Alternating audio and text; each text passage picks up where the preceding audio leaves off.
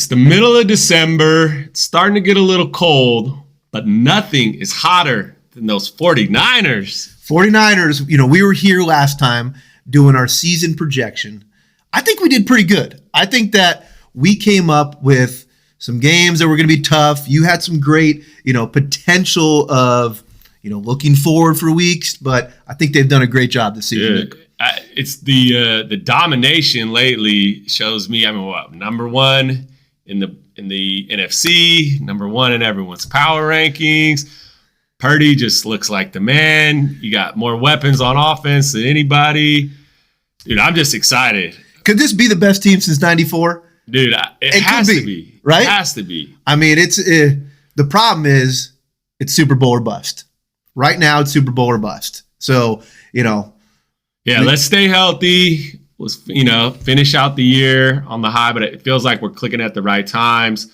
To your point on the projections, I think we're both still really within range. I had them at 15-2. Obviously, they got 3 losses now. You got them at 14-3. Got a couple games wrong there. Yeah. But I see all winnable games on the schedule. Ravens on Christmas.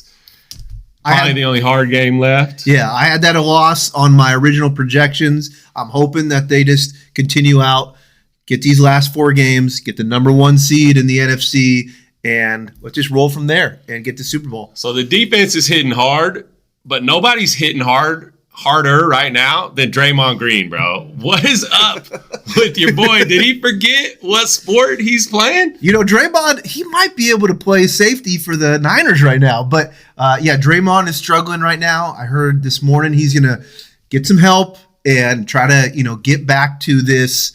I think he's auditioning for Dana White in the UFC. We've seen rear naked chokes, spinning back fists. Yeah, he's definitely been working on his UFC stuff. What is he playing, dude? Yeah, it's unfortunately, this could be near the end for the Golden State Warriors. I'm calling it. This is the year Sac surpasses the Warriors. It's our time.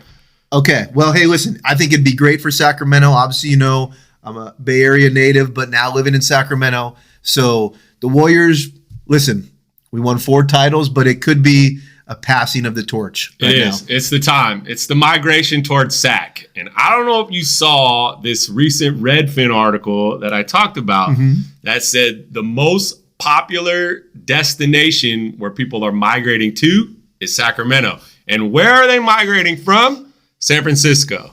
So they're not just all fair weather fans that see the Kings now as the new hot team. But why else do you think people are moving from the Bay to Sac? And Nick, we're really feeling that here too. I think every time that we have a really good house in a good neighborhood, and I've talked about this before, and this is not changing in what we're seeing. The core neighborhoods that, people really love are still hot. And we do not have enough inventory in those neighborhoods for all the migration, as well as people who are looking to move up in Sacramento. So we continue to see that trend. Those houses, if they do go on the market, they're going it really fast, or they're just not there. Yeah, you couple that with population growth in general, it is tight. And where we forecast lower interest rates going into next year, only going to push demand higher, right? Lower rates going to equal higher demand. It's going to make it tight for inventory that's already compressed. I agree. And even if we see maybe a little bit of tick up, say people, hey, maybe this is the time to start selling, I still think there's a lot of buyers looking for those properties. So it's going to be a good market for sellers, buyers. I think they're going to be, both happy that maybe we can get some more inventory out there and people looking to downsize or just, move on. I think it's going to be great for 2024. Buyers got to figure, right? Like we talked about, buy now, look at your options for improving affordability later, but get in now at less demand.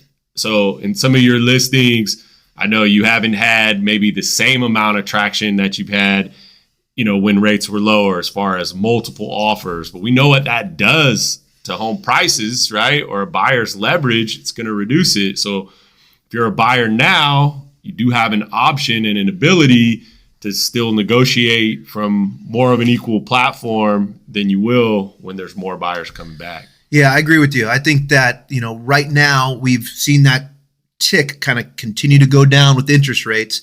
I think if there's new houses that come on the market, I think you need to be ready and be ready quick before, everybody else is here's the news, I guess, if you want to say. And it's going to be a huge demand next year. I feel it. I'm really excited about it. I think that, if with good listings that we're going to put on the market, there's going to get, multiple offers on those houses. We're all going to do more in 24. I think we're going to do more. We had great 2023s, right?